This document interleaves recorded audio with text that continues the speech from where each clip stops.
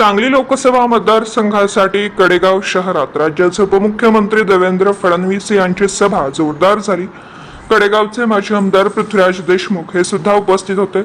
उपमुख्यमंत्री देवेंद्र फडणवीस यांनी सभेचं सूत्र माजी आमदार पृथ्वीराज देशमुख यांच्याकडे दिलं होतं। यावेळी बोलताना फडणवीस म्हणाले, देशाचे पंतप्रधान नरेंद्र मोदी यांनी पुरुषांच्या बरोबर महिलांनाही काम देण्याचं ठरवलं। बचत गटाच्या माध्यमातून महिलांना काम द्यायचं। यावेळी स्टेजवर खासदार संजय काका पाटील व इतर मान्यवर उपस्थित होते। चेंडू सारखं काम आमचं नाही, आम्ही प्रामाणिकपणे काम करणारी मंडळी आहे आणि मी या ठिकाणी जास्त बोलत नाही। मी एवढंच सांगेन की वेळ फार कमी आहे, भावना जायचं आहे, पंतप्रधानांचा कार्यक्रम आहे। आम्ही ताकदीनं आपल्या पक्षाच्या उमेदवाराला निवडून आणू एवढीच आपल्याला ग्वाही देतो आणि माझे 4 शब्द संपवतो। आणि म्हणून बंधू भगिनींनो, तुम्हाला एवढंच सांगण्याकरता आलो आहे, ही साधी निवडणूक नाही आहे।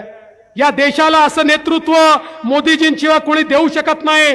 देश सुवर्ण काळाकडे चाललेला आहे आणि मोदीजींनी सांगितलं, पिछले 10 साल ये तो केवल ट्रेलर था, असली पिक्चर अभी बाकी है, असली पिक्चर अगले 5 साल में आपको देखने को मिलने वाली है।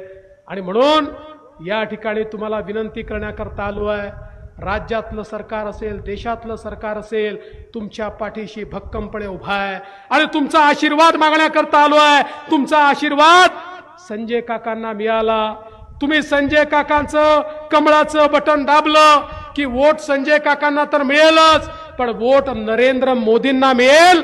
यावेळेचं मतदान हे भाजपा करता नाही आहे, यावेळेचं मतदान हे भारताकरता आहे। भारताकरता मतदान करण्याची संधी या लोकसभेने तुम्हाला दिली आहे आणि म्हणून तुम्हाला विनंती करतो, यावेळी आणि आपल्या घरी बसू नका, सगळे मतदान केंद्रावर जा, कमळाचं बटन दाबा आणि आपल्या विकासाचा मार्ग मोकळा करा, एवढीच विनंती करतो आणि माझं बोलणं संपवतो। साहेब, आपण केलेली जी मला सांगितलेली सूचना आहे, जे मला आपण काल सांगितलं ते तंतोतंत पाळणारा मी कार्यकर्ता आहे।